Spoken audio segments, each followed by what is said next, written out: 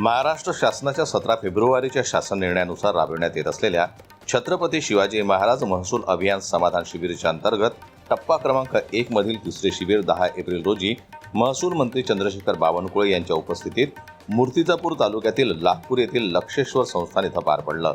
या शिबिराला नागरिकांचा उत्स्फूर्त प्रतिसाद लाभत विविध 1317 प्रकरणांचा निपटारा करण्यात आला।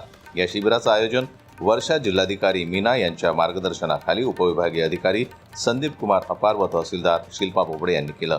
कार्यक्रमाला आमदार रणधीर सावरकर, आमदार हरीश पिंपळे, आमदार वसंत खंडेलवाल आदी मान्यवर उपस्थित होते। प्रास्ताविकात संदीप कुमार अपार यांनी महसूल अभियानाच्या कामकाजाचा आढावा मांडला। जिल्हाधिकारी वर्षा मीना यांनी आतापर्यंत जिल्ह्यात सुमारे 25,000 लाभार्थ्यांना विविध योजनांचा लाभ दिला असून उर्वरित कालावधीत आणखी 25,000 लाभार्थ्यांपर्यंत योजना पोहोचवण्याचा मानस व्यक्त केला। आमदार रणधीर सावरकर यांनी महसूल विभागासह सर्व यंत्रणांच्या कामाचं कौतुक करत शासनाच्या योजना लाभार्थ्यांपर्यंत पोहोचवण्यासाठी अधिकारी आणि कर्मचाऱ्यांनी प्रामाणिकपणे काम करणं आवश्यक असल्याचं मत व्यक्त केलं। सर्वांसाठी घरे संकल्पनेतून 2011 पूर्वीच्या अतिक्रमणधारकांना पट्टे देण्याची कार्यवाही करण्यावरही त्यांनी भर दिला। याप्रसंगी जनसेवेत भूमी अभिलेख या पुस्तिकेचं विमोचन महसूल मंत्री चंद्रशेखर बावनकुळे यांच्या हस्ते करण्यात आलं।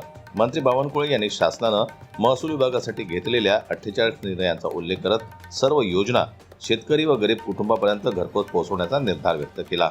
शिबिरात महसूल पुरवठा, संजय गांधी योजना, महिला व बाल विकास महावितरण, परिवहन, आरोग्य, सेतू केंद्र, आधार, भूमी अभिलेख, दुय्यम निबंधक आदी विभागांचे एकूण 30 स्टॉल्स लावण्यात आले होते।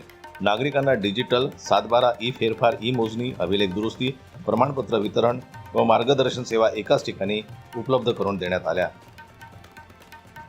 जनमत लाईव्ह न्यूज करता संजय उमाक यांची रिपोर्ट, अकोला। मराठी बातम्यांसाठी जनमत लाईव्हला लाईक करा, सबस्क्राईब करा आणि बेल आयकॉनला दाबायला विसरू नका।